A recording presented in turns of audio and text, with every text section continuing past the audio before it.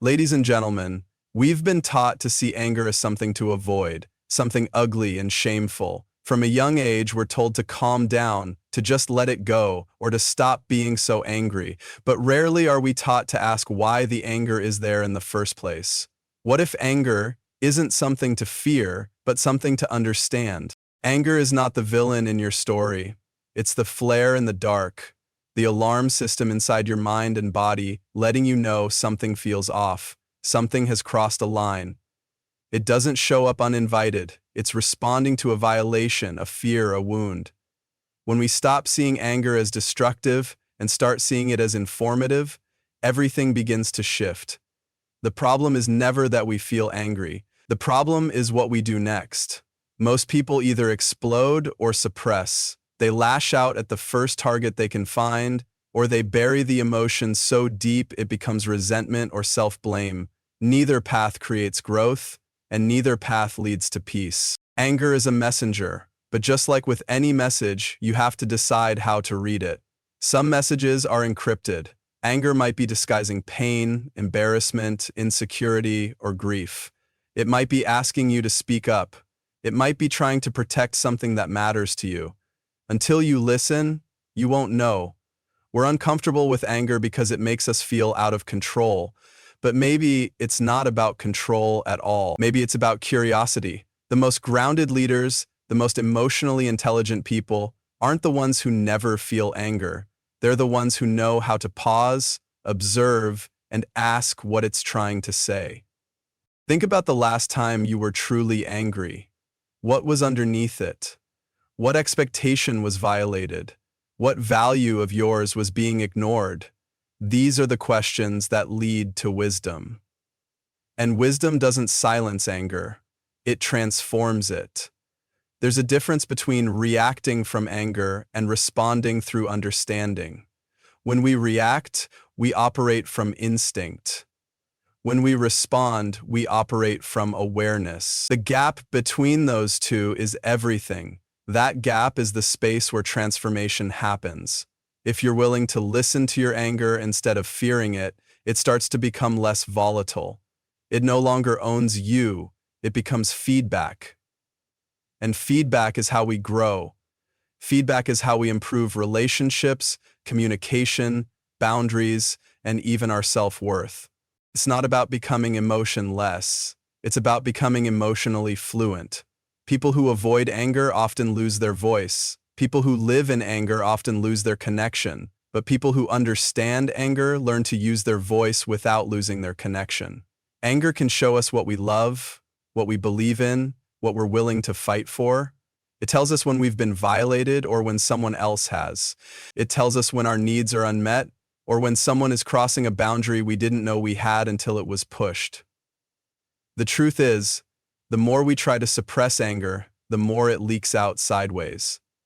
Passive aggression, sarcasm, cold silences, subtle digs. These are all signs of anger unspoken, messages unopened. And unopened messages don't disappear, they collect. When we finally learn to sit with anger without rushing to act on it, we unlock something powerful. We become interpreters of our own internal signals. And once we understand the message, we get to decide how to deliver it back to the world in a way that builds, not breaks. There's a difference between what you feel in the first second and what you choose in the next. Most people live in the first second. That flash of emotion, that jolt of adrenaline, that inner spike of defense. It's fast, instinctive, and often loud. That's the reaction. But what happens when you don't move right away? Reactions are built on survival. They're designed to protect, to defend, to escape. They come from the oldest part of our brain, the one wired to keep us safe from danger, not to navigate modern conversations or emotional nuance. That part of the brain doesn't ask if you'll regret the words you're about to say. A reaction says, I have to act now. A response asks, is this worth acting on? One is impulsive, the other is reflective. One is about control, the other is about connection. The ability to pause between what happens and what you do next is where emotional maturity lives. The The pause isn't about silence, it's about choice. When something triggers you, the pause lets you observe instead of attack. It lets you notice your own body before you blame someone else's behavior.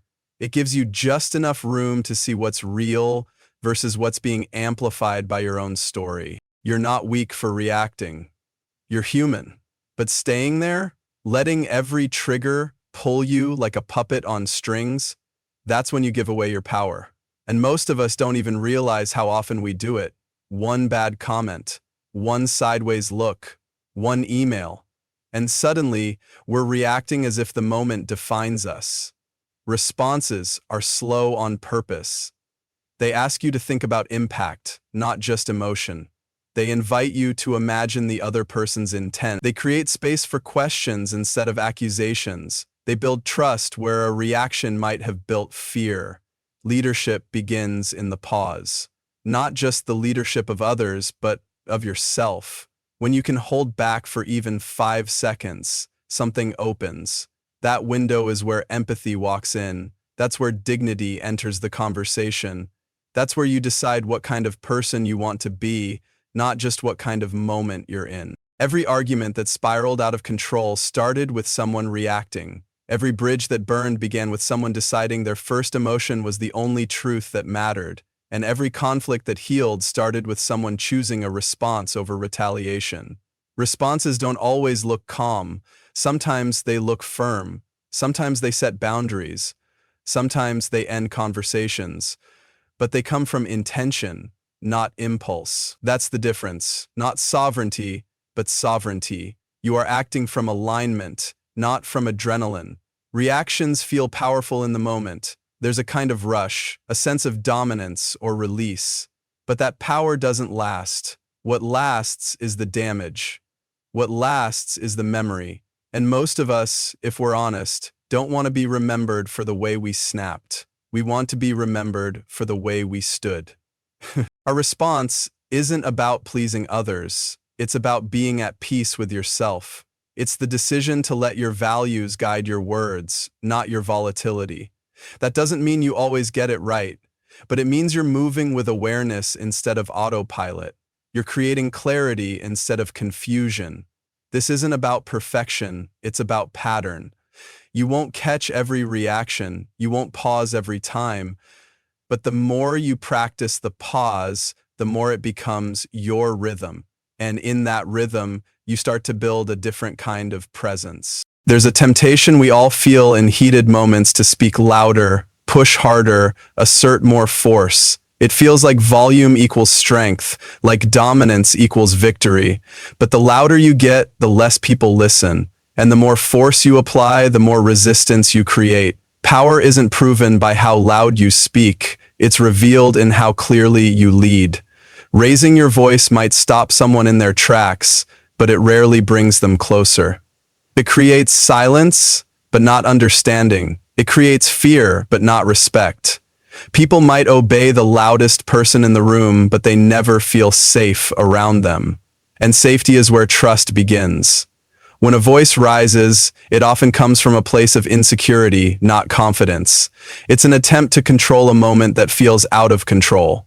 It's a substitute for clarity. Because when you're clear on your values, your limits, and your boundaries, you don't need to raise your voice. You need only to stand your ground. There's a difference between making a point and proving a point. One invites dialogue, the other shuts it down. Making a point is calm, steady, rooted. Proving a point is usually about ego. It demands to be right instead of seeking to be heard. In relationships, a raised voice can fracture something silently. It may end the conversation, but it begins a slow erosion of connection.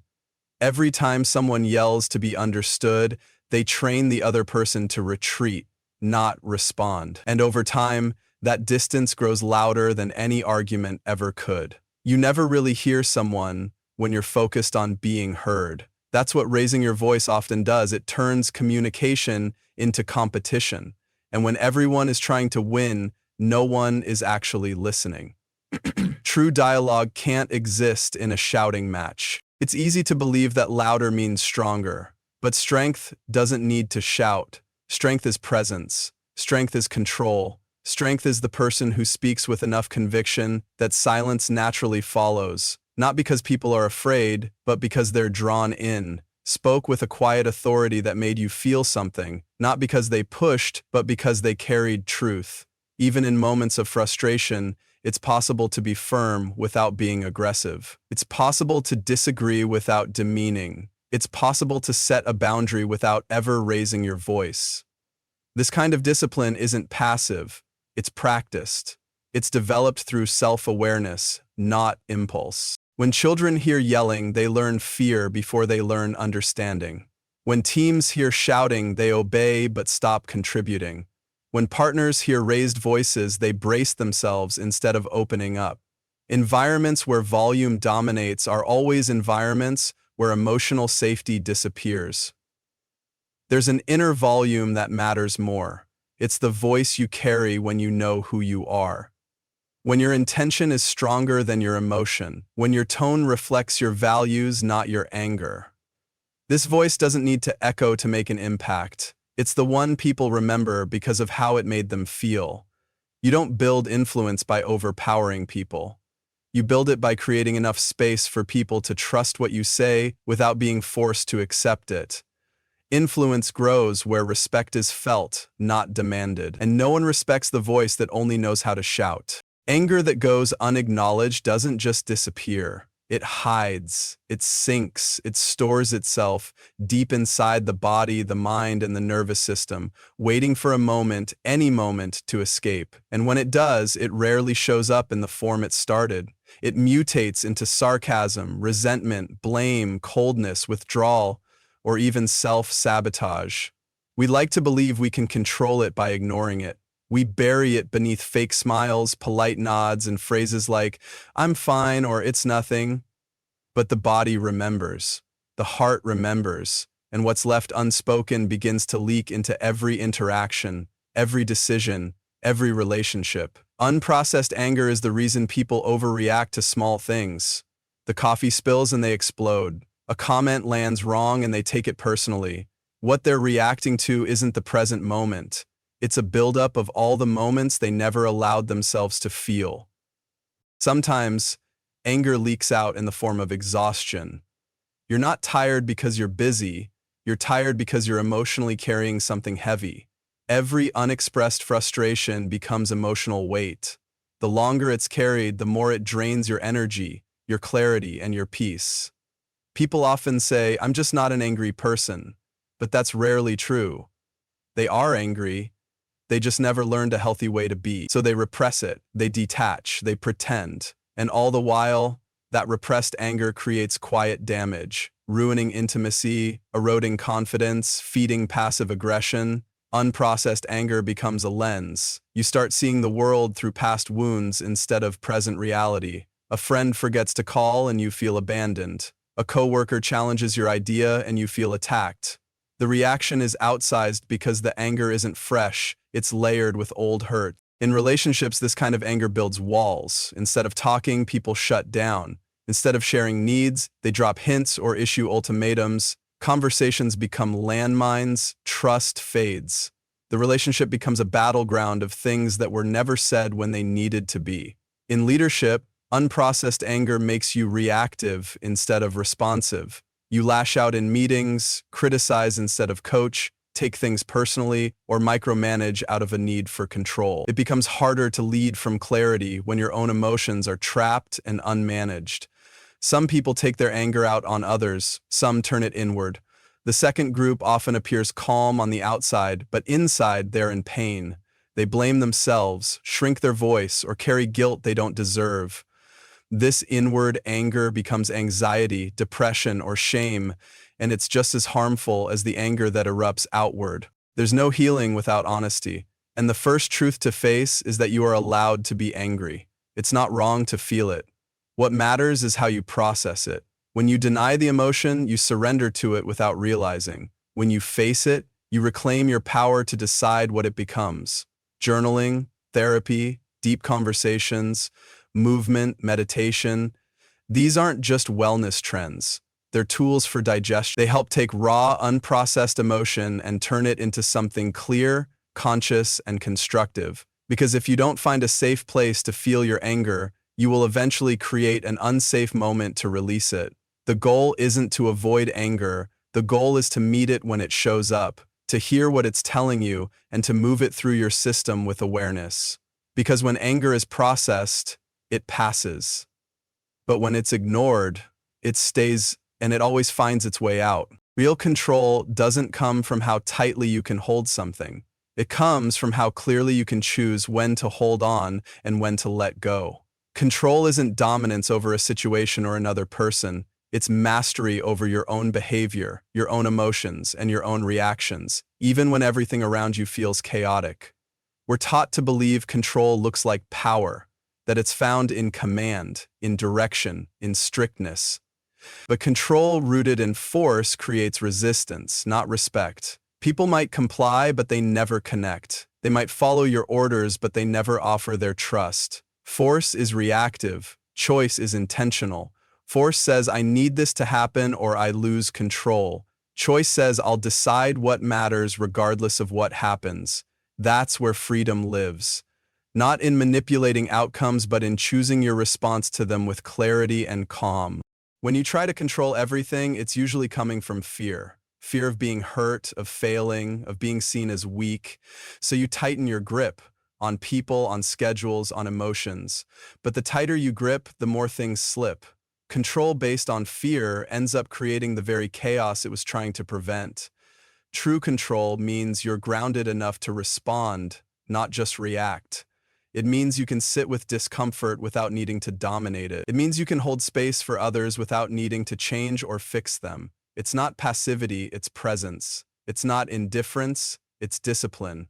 In relationships, control shows up as demands, ultimatums, or manipulation when it's based on force. But when it's based on choice, it shows up as boundaries, honesty, and self-respect. You don't try to make someone love you. You choose how to love yourself, regardless of how they show up. In leadership, forced control burns people out. It micromanages, overcorrects, and silences creativity. But leadership based on choice inspires. It sets direction with clarity but gives others the space to grow, fail, and succeed on their terms. That kind of control invites collaboration, not compliance. We often mistake control for certainty. We want to know how things will unfold, so we try to manage every variable. But life is rarely predictable, and trying to force it to be only leads to exhaustion. Control isn't about removing uncertainty, it's about choosing how you show up in it with consistency. Self-control isn't about suppressing your emotions, it's about knowing when to express them, how to express them, and why you're expressing them.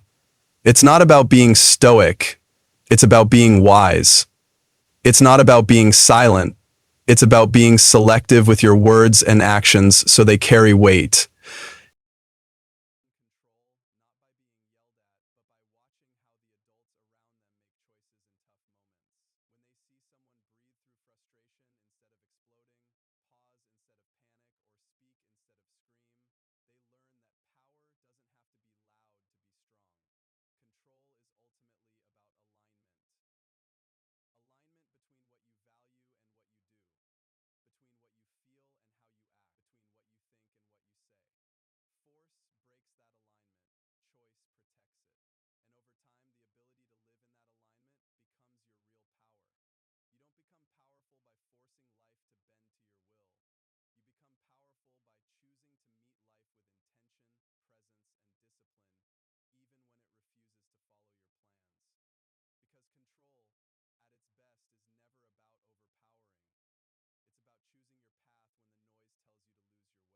Anger isn't just a reaction to what's happening around you. It's often a reflection of what's happening within you. It shows you where your wounds are still unhealed, where your boundaries are too loose or too rigid, and where your values are being challenged. It holds up a mirror, not to the world, but to your own emotional landscape. When someone says something that makes you flare up, it's easy to point the finger at them. But that moment is also a chance to pause and ask, why did that particular comment hurt so much? Why did that situation shake me so deeply? Anger doesn't just highlight external injustice, it reveals internal vulnerability. The things that anger us most are often tied to parts of ourselves we haven't fully explored. That's why two people can experience the same event and respond completely differently. The mirror of anger is deeply personal. It reflects your story, your history, your pain, your expectations.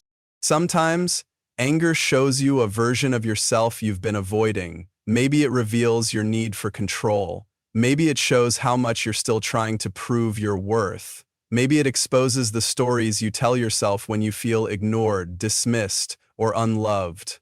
The mirror doesn't lie. It just waits for you to look. When you're angry at someone for setting a boundary, it might be a sign that you're not honoring your own. When you're angry at someone for speaking up, maybe it reflects the voice you've been silencing within yourself.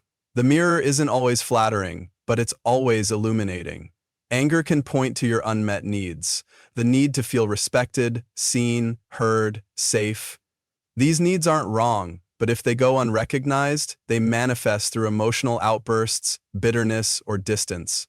The anger is trying to redirect your attention inward, not to punish you, but to wake you up. In relationships, anger is often triggered by old patterns. A partner's behavior might echo something familiar from your past. A parent's criticism, a friend's betrayal, a moment where you didn't have a voice. That echo feels present, but it belongs to another time. The mirror of anger reflects both the now and the then. Avoiding the mirror doesn't erase what it reveals. It just delays the reflection. You might distract yourself, deny your feelings, or shift the blame, but the lesson anger is trying to teach you will return again and again until you face it with honesty and humility. Looking into the mirror of anger isn't easy. It takes courage to sit with the discomfort, to trace it back, to ask what it's pointing toward. But it's only through that inner inquiry that anger transforms from a destructive force into a source of clarity and growth. Uncontrolled anger doesn't ask for your permission before it makes decisions on your behalf. It steps in quickly, speaks for you, acts without filter, and leaves you behind to clean up the consequences. And those consequences, though often ignored in the heat of the moment, can be permanent. One outburst can ruin years of trust. One insult can break a relationship that patience could have preserved. When anger takes control, it turns every disagreement into a battlefield. It forces people into roles: victim, enemy, threat, when in reality, many conflicts are misunderstandings wrapped in pride. You say things not to solve but to win, and in trying to win the argument, you lose the connection. The cost is not just the words you regret, but the people who grow silent around you, not because they agree, but because they no longer feel safe to speak. Every time you let anger run the show, you build a version of yourself that others learn to fear, not trust. People may comply, they may go quiet, but they aren't engaging with you honestly. They're protecting themselves. And when people feel they have to protect themselves from your mood, they slowly back away. The cost of uncontrolled anger isn't just loud moments. It's the growing silence that follows. Anger also costs clarity. In a moment of emotional intensity, the brain floods with adrenaline. Logic fades, and all you see is what hurts or offends you. That limited view narrows your thinking. You stop listening, you stop learning, you stop seeing the full picture. And in doing so, you make poor decisions that feel right in the moment but look reckless in hindsight. Uncontrolled anger damages your credibility. People might agree with your point, but they'll struggle to respect your delivery. Leadership doesn't come from volume, it comes from the ability to stay composed under pressure. When anger becomes your pattern, people don't see strength, they see volatility. And volatility might gain attention, but it loses trust every time. The toll anger takes on your body is often overlooked. Constant emotional outbursts increase stress hormones, disrupt sleep, and weaken your immune system. You might feel powerful in the moment, but over time, your body pays the price for your outbursts. Chronic anger doesn't just affect others, it silently wears down your own health and energy.